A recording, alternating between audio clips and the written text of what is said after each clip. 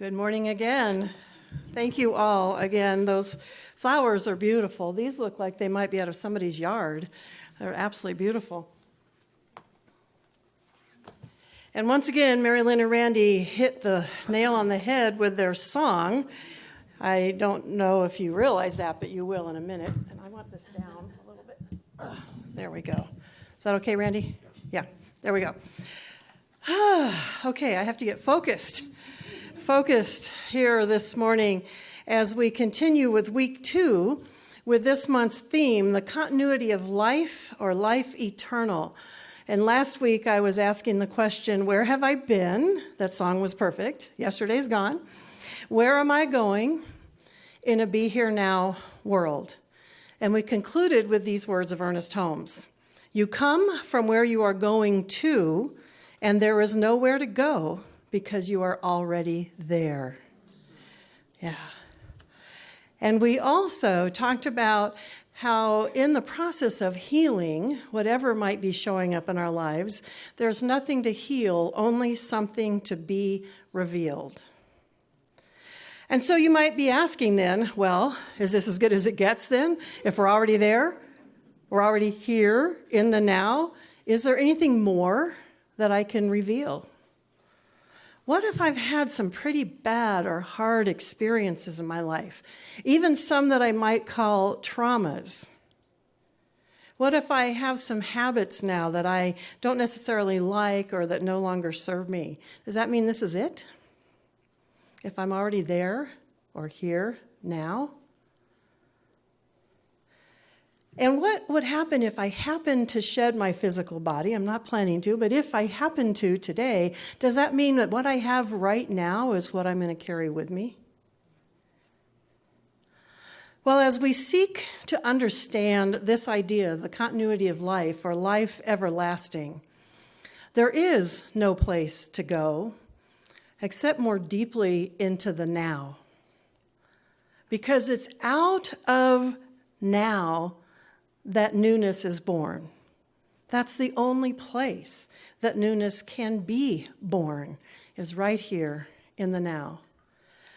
Last week I talked about that timeline that we often see as a straight line from the past through where we are right now into the future, and how I saw that conflated this way, where the past comes into what we're feeling and it informs what we're thinking and it moves out into what we're creating.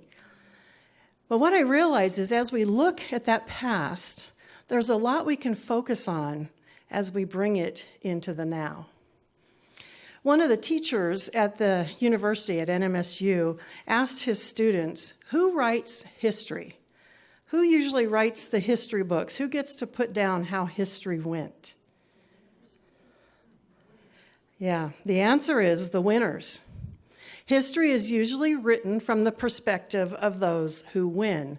Now, I know there's other people writing, and I'm not going to argue whether that's a valid thing or not, but what that made me think about is we have our history written in our memory.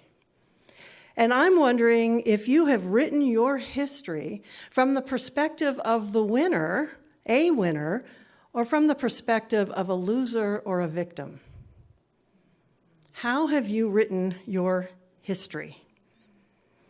And I believe that one way to heal and reveal more of the truth of who we are is to rewrite our history from the perspective of a winner.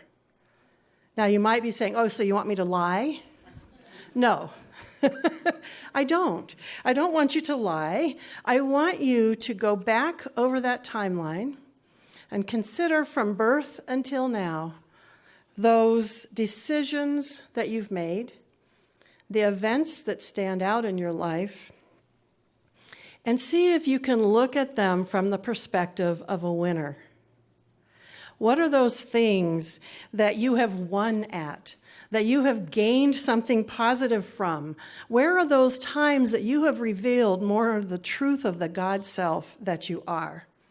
So as you go back over and do a life review, seek out those stories where you did something good, where you experienced good, where you felt good about the results, or that you can now look back on and see how it does serve you. Now, I have to tell you, it's very interesting to me how when the person who is in charge of the meditation for the morning has no idea what I'm talking about, ends up doing the perfect meditation for the talk. And Barbara took us back through from childhood to the present, looking at memories and looking for those positive memories this morning in the meditation. And I have to tell you, I'm sitting here preaching to myself, because when she talked about the childhood memories and looking for something that creates joy, I had to rack my brain. The stories that are in my head are not so joyful. And so I realized that I have to go home and do what I'm asking you to do. I'm going to go back and see how I can rewrite that part of my history. The joy didn't really start showing up in my memory till about high school. So I encourage you to actually do this process, to go back through and consider as a historian how you would write your story from the perspective of a winner. And I also encourage you that if you're tempted to pull in those old stories of pain and hurt, or that wasn't fair to me, I was a victim, whatever it might be, as real as those experiences might have been, how can we rewrite them? Everything in history, every part of history can be seen from both sides. So we can look from the side of the winner. And so if you need help, ask for help to do that. Get someone, a friend or a practitioner or someone to sit down with you and help you look for how you can rewrite some of those aspects of your story. And so in doing so, we're deepening into the now. We're looking at what we're bringing from the past into the now and how it's informing our now and how it impacts our continuity of life. Consider these words of Ernest Holmes, again from the textbook, Science of Mind. He is interpreting the different passages from the Bible. And he says, next we come to a passage difficult to understand and one which has caused confusion in many minds. And that passage is, whatsoever ye shall bind on earth shall be bound in heaven, and whatsoever ye shall loose on earth shall be loosed in heaven. And he interprets this by saying, a superficial reading of this passage might lead one to suppose that this earth provides the last chance for the salvation of the soul. But this is not the meaning of this text, which implies that the experience of death cannot change all. As a person has lived on earth, so he or she will continue to live after death. If this person has been pure, they will continue to be pure. If this person has been otherwise, they will continue to be otherwise. False experience will continue until the lesson is learned, until the soul turns from that which hurts to that which is its greater good. The spirit of each one of us is like nature to the Spirit of God, and it is impossible for the Spirit of God to remain in darkness. The next life is a logical continuation of this one and could not be otherwise. The sentence that struck me the most in that paragraph was, the false experience will continue until the lesson is learned, until the soul turns from that which hurts to its greater good. And so as you look at your past, are you carrying now with you lessons that are lighter, or are those heavy burdens, those heavy loads that have yet to be transformed in some way? So, have you been able to rewrite your story, seeking those lessons in order to lighten your load? Now, I know that sometimes we have experiences in life that feel like what I am calling mini deaths. Mini meaning small, not lots. Small deaths. When we die to something old in us, or something dies on us, when we experience a death-like grief in terms of something that we're going through in our life. Some of us might even call those traumas. And I thought about it, and I realized that a lot of these things can be connected to some kind of betrayal. If you think about a child who's experienced sexual or physical abuse or neglect, that's interpreted as a betrayal of the person or persons who are supposed to be keeping this person safe. Further on in life, if there are promises that have been broken, whether by parents or other caregivers, that feels like a betrayal. And even further into life, often a divorce or an affair, or even out in the work world, if we've made contracts that were broken, all of that feels like a betrayal. And then I realized there's also a different kind of betrayal. When we have an expectation of another person and they don't meet it, we can feel betrayed. Even if that's not the healthiest thing, that's how it shows up, how it feels. And what happens when we feel betrayed? A part of us dies. The part of us that trusts. The part of us that trusts that life is good. The part of us that trusts that the universe is here to support us. And sometimes even the part of us that wants to live. And so what I realized is as adults, I believe all of us in this room are adults right now. As adults, the only one who can resurrect our true nature from these experiences, from these many deaths, is ourself. The only one who can resurrect our truth, our true God nature, is ourself. And so as we consider this idea of resurrection then, there's a well-known story in the Bible of one who was resurrected, and I'm not referring to Jesus. I'm referring to how Jesus resurrected Lazarus from the dead. And so I'm going to remind you all of that story or read it for you in case you've never heard it. I'm taking it from the Lamsa Bible, and I'm pulling pieces to tie it all together so I don't have to read you the whole chapter. And it says, "But Jesus spoke of his death," referring to Lazarus. "But they thought that he said he was sleeping in bed. And then Jesus said to them plainly, 'Lazarus is dead.' Then Thomas, who is called the twin, said to his fellow disciples, 'Let's also go and die with him.'" Now that's an interesting concept, isn't it? "So Jesus came to Bethany, and he found that Lazarus had been 4 days in the tomb. The tomb was a cave, and a stone was placed at the entrance. Jesus said, 'Take away this stone.' Martha, the sister of the dead man, said to him, 'My Lord, already his body stinks, for he has been dead for 4 days.' And Jesus said to her, 'Did I not say to you that if you believe, you will see the glory of God?' So they took away the stone. And Jesus lifted his eyes upward and said, 'O Father, I thank thee, for thou hast heard me. And I know that thou always hearest me. But I have said these things just because of these people who stand around, so they might believe that you have sent me to be here.' And then he said this.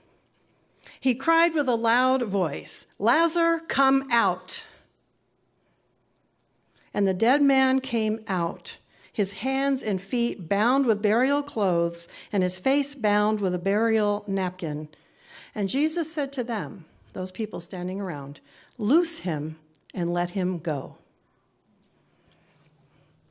So, as I read that, I realized that that story has baffled theologians and baffled people for years who read that story.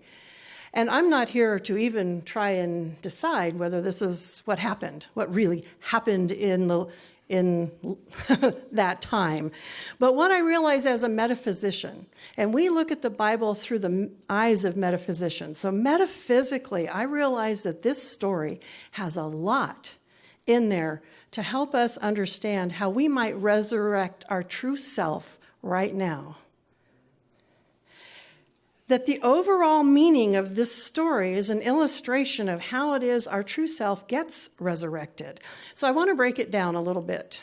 First of all, I looked in the Metaphysical Bible Dictionary to see what Lazarus stood for.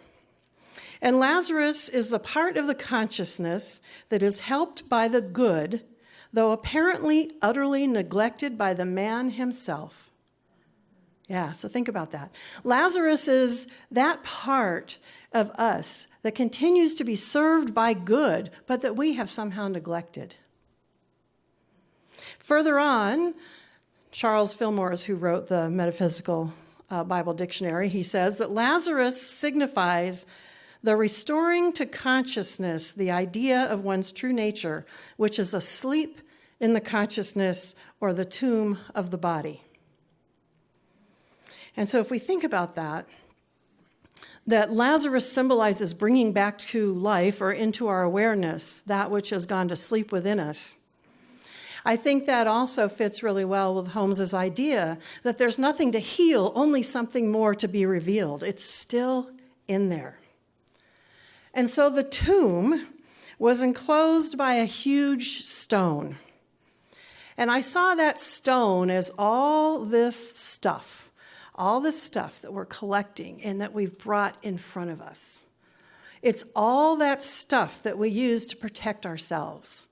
It's heavy. It's all the issues and all those false beliefs we've taken on through all those experiences in our past.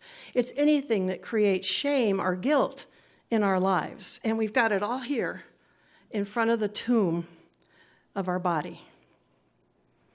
And I thought, those of us in New Thought even might put a big smiley face on the front of the rock.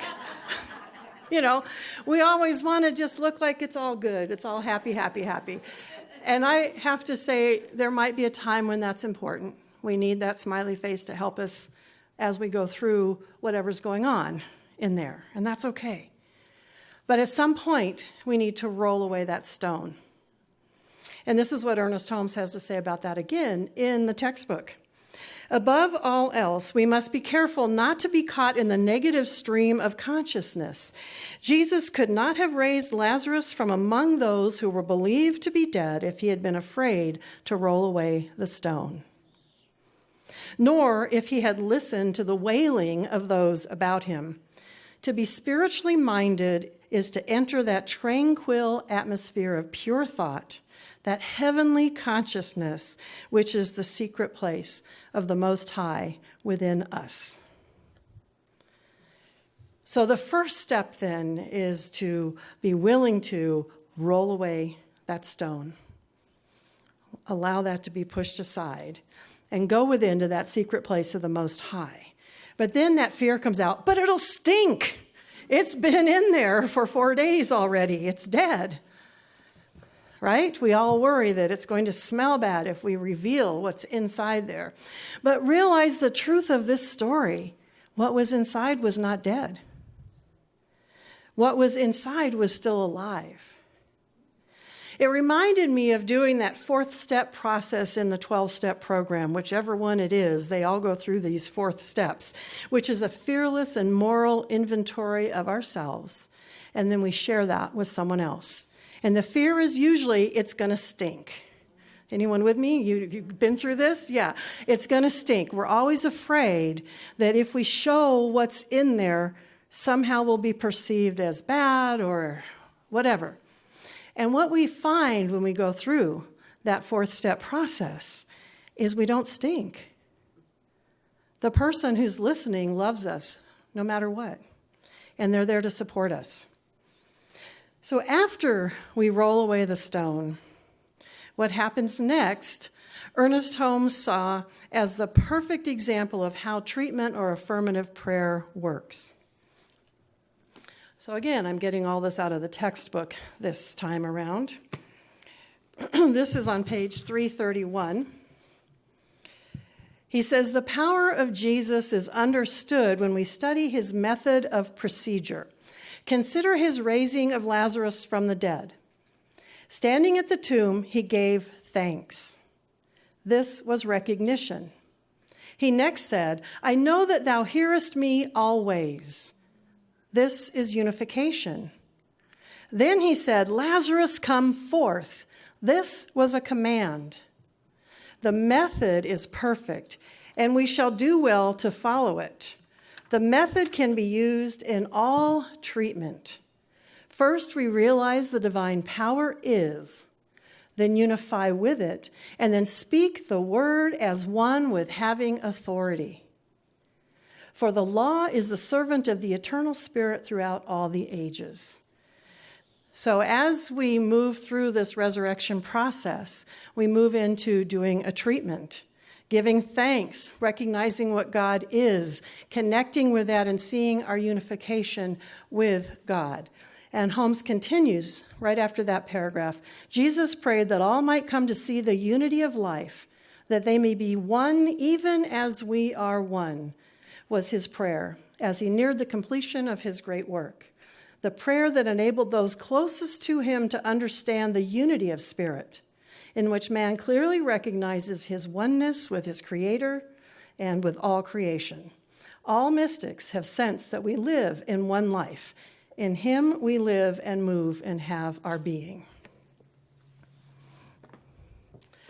And so we unify, and we recognize our unity with all that is. And then next, we call forth. We command with authority. So picture yourself saying, "Come forth." See yourself stepping out of the tomb, the true self, the part of you that is God-like, that is the light of God, that truth of who you are. See that coming forth. See that moving out of the tomb.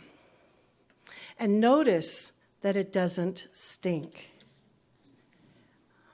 Just notice that as you call forth with that command. So, as you step out, the truth is we might not stink, but notice also in the story there were still grave clothes. There were things from the burial clothes that were still attached and that they had wrapped his body in. And Jesus said to them, "Loose him and let him go." Remove those residual death clothes or burial clothes.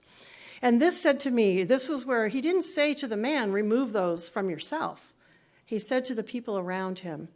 And so I believe that this is the place where we can seek help from others. We might have some residual stuff still hanging on. We're trying to shake all that off. That which kept us from walking in our true light, kept us from walking in the life that we are to express. And so we ask those around us to help us remove these last residual pieces of that death cloth that's clinging to us.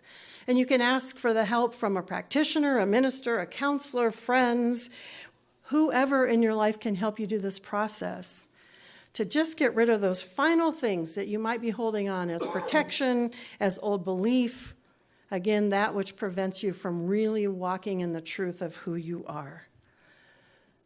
So can anyone identify with having some of those grave clothes still clinging? Yeah. What's preventing you from having those removed? What is still clinging to you? What old beliefs? And who can help you remove them? So again, we just shake them off, and now here we are in our new now. We've resurrected a new experience right here in the now. We've resurrected our true nature. And this is our ticket for stepping into heaven right now. Joel Goldsmith has a story that he shares in the book that we're reading for our practitioner class right now, and I wanted to share this story with you. He says, there is an old story about a great spiritual teacher who knocked at the gates of heaven for admission into paradise. After some time, God came to the door and inquired, "Who is there? Who knocks?" To this query came the confident response, "It is I." "Sorry, very sorry, there's no room in heaven. Go away, you'll have to come back another time." The good man, surprised at the rebuff, went away puzzled. After several years, he spent much time in meditation and pondering over this strange reception. He returned and knocked at the gate again. He was met with the same question, and he gave a similar response. And once again, he was told, there's no room in heaven, it's completely filled at this time. So in the years that passed, the teacher went deeper and deeper within himself, within his now, meditating and pondering. After a long period of time had elapsed, he knocked at the gates of heaven for the third time. And again God asked, "Who is there?" This time the answer was, "Thou art." And the gates opened wide as God said, "Come in. There never was room for me and thee. There is not God and you or I. There is only God expressed and manifested as the individual being." Yeah. So here we are back at the beginning. As above, so below. Thy kingdom come on earth as it is in heaven. Our answer to the continuity of life and life everlasting is right here and right now in our new now. And in our new now, we give thanks for all that has ever been as we bring it forward. We transform our traumas. We've rewritten the history of our past as a winner. We've done the healing and the revealing work. We've rolled away those calcified old beliefs, those old protections, that stone. We have called ourselves with a loud voice and authority, "Come forth." And we've stepped out of what has entombed us. We have stepped out of our tomb. The truth of our being is that we are alive, and we always have been. We step fully into our new now.